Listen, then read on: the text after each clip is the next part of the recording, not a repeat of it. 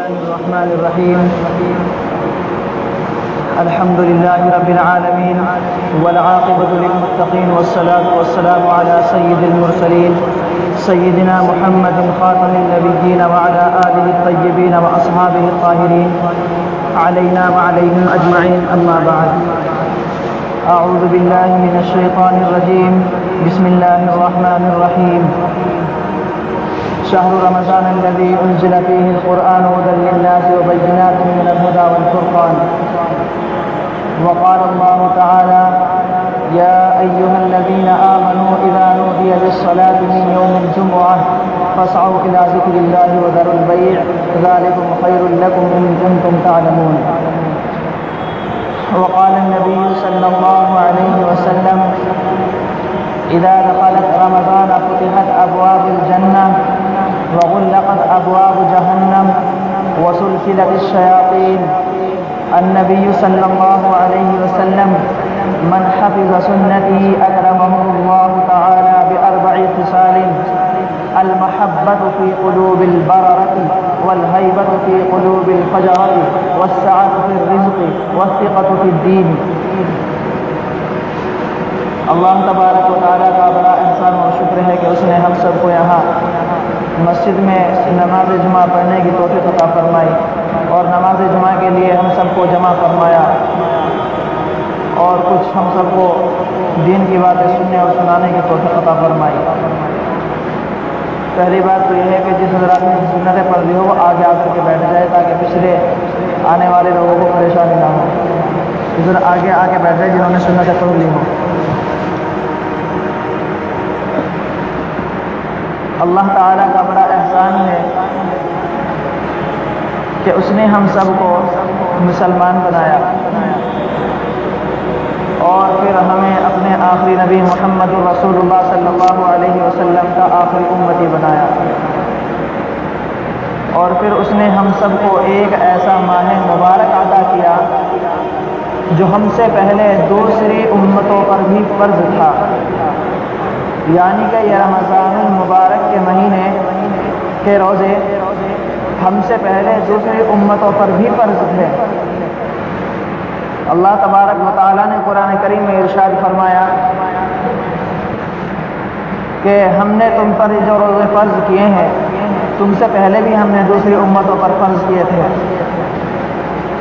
لہذا تم ان روزوں کو اپنے اوپر بار اور بوجھ نہ سمجھو. اور پھر رمضان المبارک کا مہینہ تو ایسا بابرکت اور مبارک مقدس مہینہ ہے، اللہ تعالیٰ سے مانگنے کا مہینہ ہے.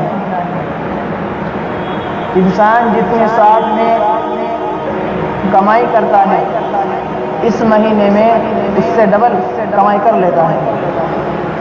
اسی طریقے سے پورے سال میں انسان یعنی کہ 11 مہینے اگر انسان نمازیں پڑھتا رہا، روزے بھی رکھے، بیچ سال میں زکوٰۃ بھی دی اور صدقہ فطر بھی دیا، مگر جیسے ہی رمضان کا مہینہ آتا ہے اور اس میں وہ سب کام کرنے شروع کر دیے جو پورے سال میں کر رہا تھا، تو اب پورے سال کا وہ خزانہ ایک طرف اور رمضان کے ایک مہینے کا یہ خزانہ ایک طرف.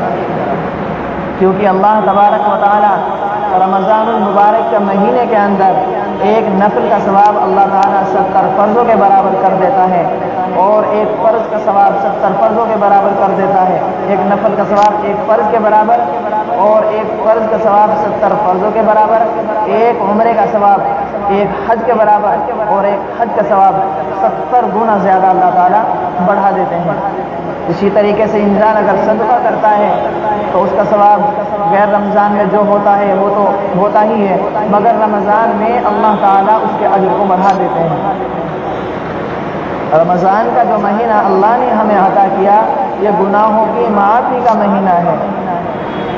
اور یہ جو مہینہ ہے رمضان اس کو عربی میں صوم کہتے ہیں، صوم، کیونکہ جب مریم علیہ السلام نے حضرت عیسیٰ علیہ السلام کو جنم دیا تو حضرت مریم علیہ السلام نے اللہ تعالیٰ سے یوں کہا تھا کہ اللہ میری تو شادی بھی نہیں ہوئی ہے اور جب لوگ دیکھیں گے کہ مجھ پر تہمت لگائیں گے اور بہتان لگائیں گے تو اللہ تعالیٰ نے حضرت مریم علیہ السلام سے یوں کہا انی نذرت للرحمن صوما، کہ آپ ان لوگوں سے یوں کہیے گا کہ آج میں نے اللہ کے لیے روزہ رکھا ہوا ہے۔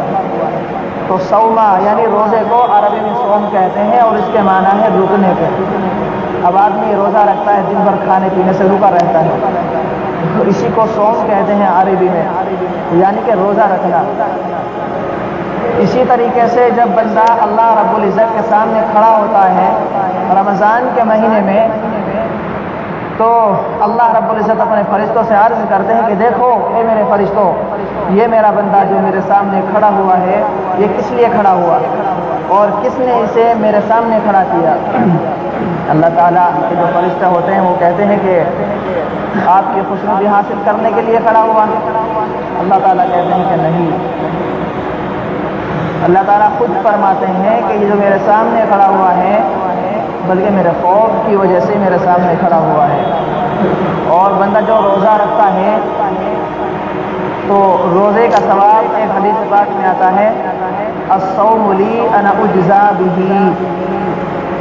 اللہ تعالیٰ ارشاد فرما رہے ہیں، حدیث قدسی ہے کہ جو بندہ روزہ رکھتا ہے اس روزے کا اجر میں خود اسے عطا کروں گا۔ اور دوسری حدیث پاک میں آتا ہے الصوم لی انا اجزا بہ، کہ جو بندہ روزہ رکھتا ہے اس کا اجر میں خود ہوں۔ انسان نمازیں پڑھتا ہے، روزے رکھتا ہے تو اس کا اجر اللہ اسے دیں گے، جنت عطا کریں گے، مگر جو روزہ رکھتا ہے تو اللہ تبارک و تعالیٰ خود اس روزے کا بدل اس کے لیے ہو جاتے ہیں روزہ۔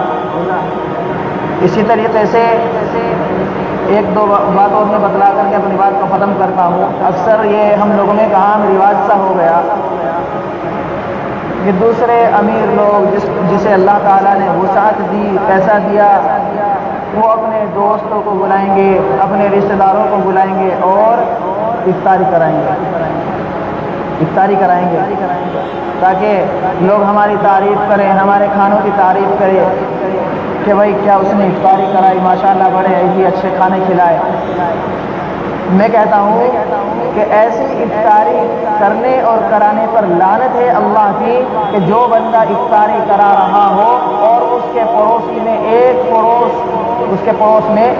پڑوسی ایسا ہے کہ جو بیچارہ ان کھانوں اور ان پھلوں کا بھی طلبگار تھا مگر اس نے اس کا خیال نہیں رکھا۔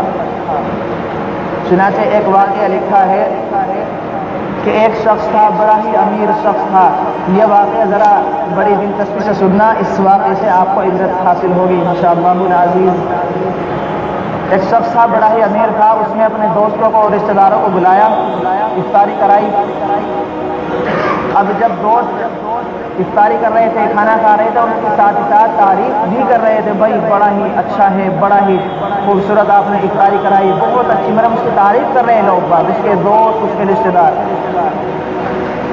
اب جب وہ سب دوست اور اس کے رشتہ دار افطاری کر کے جا چکے اپنے اپنے گھر یا مسجدوں میں نماز پڑھنے کے لیے، اب وہ جس بندے نے افطاری کرائی تھی، اب جب وہ اپنے ہاتھ دھونے کے لیے ایک ٹنکی پر آیا، ایک نل پر آیا، تو اس نے ایک آواز سنی اپنے کانوں میں، اور آواز بھی کس کی تھی؟ ایک بچی کی، ایک معصوم سی بچی تھی، چھوٹی سی، اس بچی کی آواز سنی۔ وہ بچی کہہ رہی تھی کہ اماں جان، کہ ابھی تک دوسرے لوگوں نے تو افطاری بھی کر لی، نمازوں کے لیے بھی چلے گئے، مگر ہم نے ابھی تک روزہ افطار نہیں کیا، اب تک ہم نے پانی تک بھی نہیں پیا۔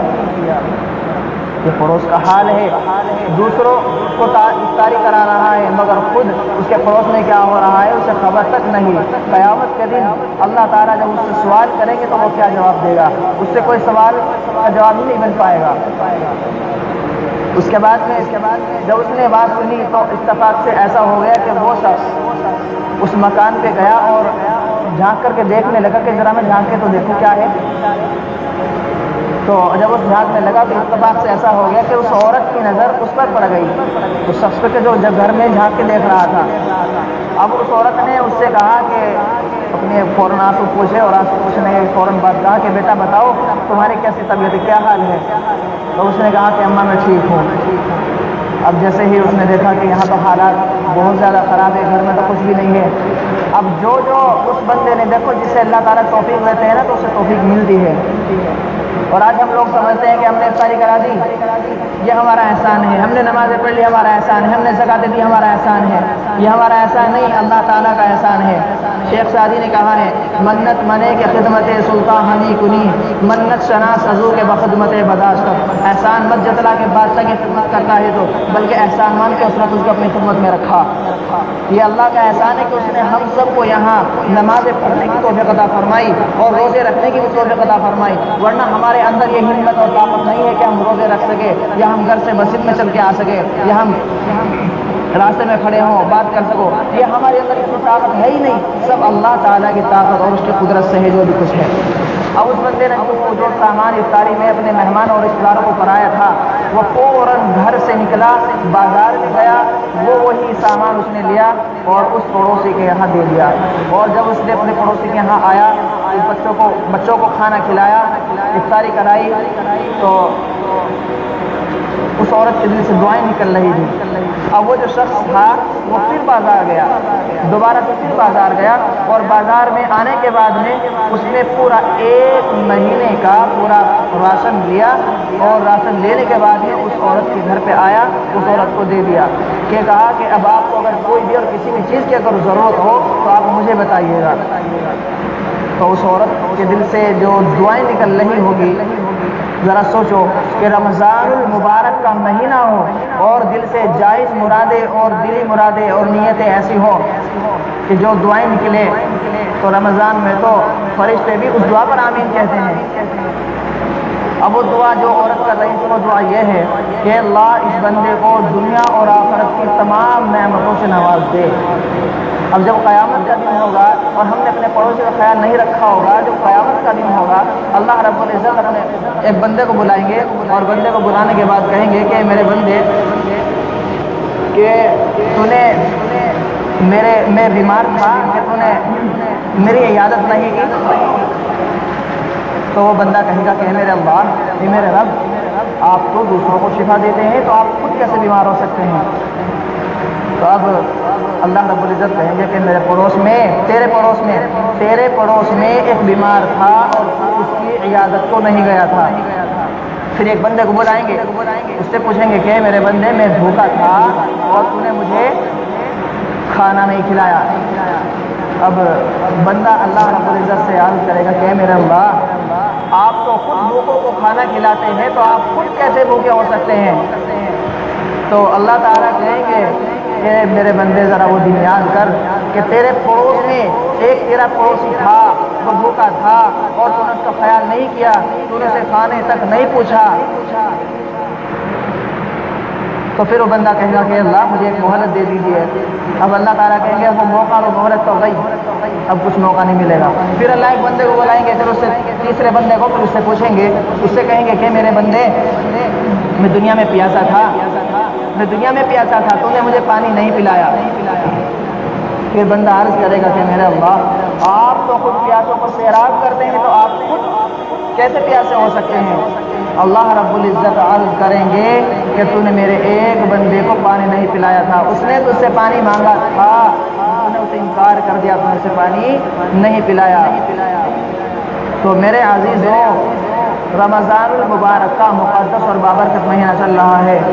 سب سے افضل اور سب سے بہتر اس وقت یہ ہے کہ خاص اپنے پڑوسیوں کا خیال رکھو کہ کہیں ایسا تو نہیں کہ ہمارا پڑوسی شاید جس کے گھر میں کھانا نہ بنا ہو, یا کوئی ایسا پڑوسی ہو جس کے گھر میں پھل نہ آتے ہوں, ہم پھل پہنچا دے, اور جب پھل یا کھانا پہنچائیں گے اس کے دل سے ذرا جو دعائیں نکلیں گی وہ تو دیکھو ذرا کہ عرش کو چھوئے گی جا کر کے اس دل سے, فرشتے بھی آمین کہیں گے اس دعا پر.